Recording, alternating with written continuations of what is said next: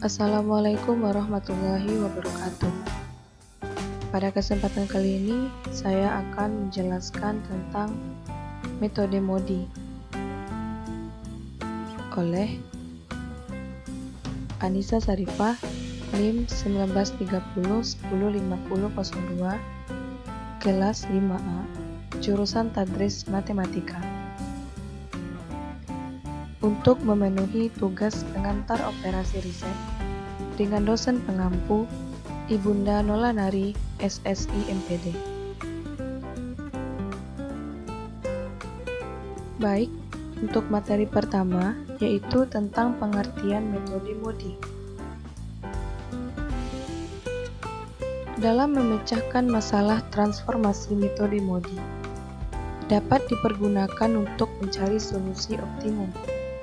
Metode MODI atau dikenal juga metode potensial atau metode U-V.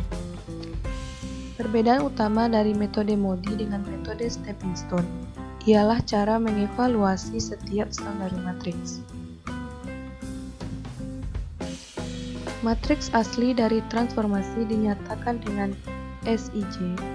Matriks antara yang akan dijelaskan dinyatakan dengan XIJ. Sedangkan matriks evaluasi dinyatakan dengan DIJ. Sehingga bisa teman-teman lihat bahwa rumusnya adalah UI tambah VJ sama dengan CIJ. Yang kedua, penerapan metode MODI. Langkah-langkah.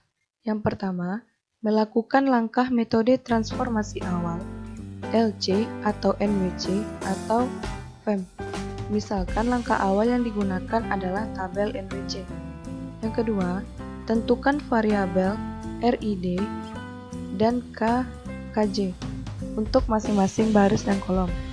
Yang ketiga, hitung sel yang berisi nilai tiap kolom dan tiap baris dengan rumus RI itu disebut sebagai baris, ditambah KJ itu disebut dengan kolom, sama dengan CI disebut dengan biaya. Yang keempat, dari persamaan tersebut, hitung K1 dan R1 dengan cara mengnolkan variabel R1 atau K1. Yang kelima, hitung nilai ataupun indeks perbaikan setiap sel yang kosong. Yang keenam, memilih titik tolak perubahan. Yang ketujuh, buat jalur tertutup. Dan yang kedelapan, ulangi langkah-langkah 3 sampai 6 sampai indeks perbaikan bernilai besar sama dengan 0. Contoh soal.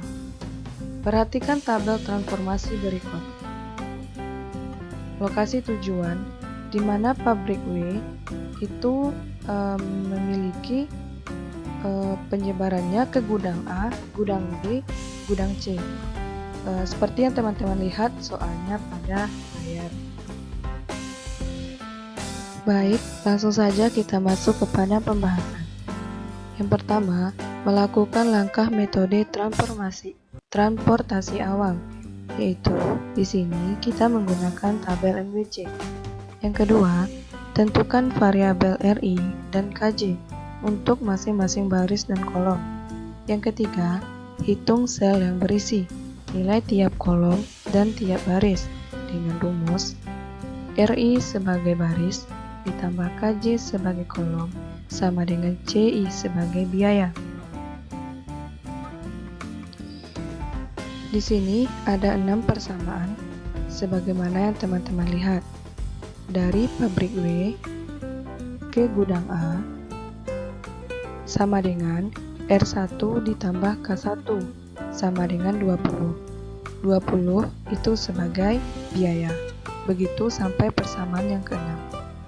Untuk langkah keempat, dari persamaan di atas, hitung K1 dan R1 dengan cara mengnolkan variabel R1 atau K1. Di sini kita pilih saja bahwa R1 sama dengan 0. Untuk persamaan yang pertama, R1 ditambah K1 sama dengan 20. Kita substitusikan nilai R1 sama dengan 0 ditambah K1 sama dengan 20, sehingga K1 bernilai 20. Begitu sampai ke persamaan yang ke-5. Dan letakkan nilai tersebut pada baris atau kolom yang bersangkutan.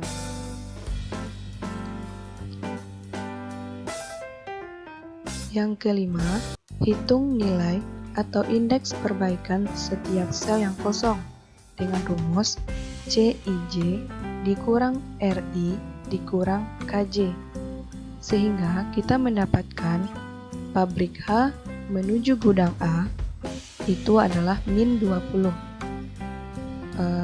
Dari pabrik B ke gudang A itu mendapatkan 0. Begitu seterusnya sampai dengan persamaan yang keempat. Optimalkan jika pada sel yang kosong, indeks perbaikannya adalah besar sama 0. Jika belum, maka pilih nilai yang negatifnya paling besar. Di sini kita lihat pada persamaan pertama itu memiliki nilai negatif yang paling besar, yaitu min 20. Selanjutnya langkah ke-6, memilih titik tolak perubahan. Pilih nilai yang negatifnya besar pada kasus ini, yaitu pada pabrik H menuju gudang A. Yang ketujuh, buat jalur tertutup. Berilah tanda positif pada H menuju A. Pilih satu sel terdekat yang isi dan sebaris, dan sel yang isi terdekat dan sekolom. Berilah tanda negatif pada dua sel tersebut. Kemudian, pilih satu sel yang sebaris atau sekolom dengan dua sel bertanda negatif tadi dan beri tanda positif. Selanjutnya, pindahkan isi dari sel bertanda negatif ke yang bertanda positif sebanyak isi terkecil dari sel yang bertanda positif. Jadi, H menuju A kemudian berisi 50, H menuju B berisi 60, 60 dikurang 50 sama dengan 10, dari W menuju B berisi 40 ditambah 50 sama dengan 90, dan W menuju A tidak berisi. Sehingga didapatkan tabel sebagaimana di bawah ini. Selanjutnya, teman-teman mengulangi langkah-langkah C sampai F sampai indeks perbaikannya bernilai besar sama 0. Maksudnya di sini tidak ada yang bernilai negatif lagi. Sehingga didapatkan pada layar di sini bahwa semuanya sudah bernilai positif.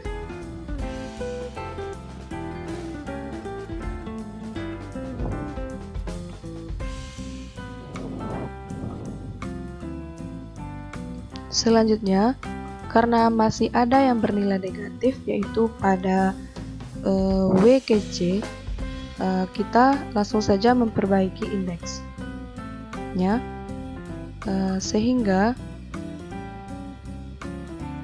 kita mendapatkan nantinya indeks perbaikan terakhir dari W ke A itu 1, dari H ke B itu 19, dari P ke A itu 1. Jadi semua indeksnya sudah positif, berarti sudah optimal.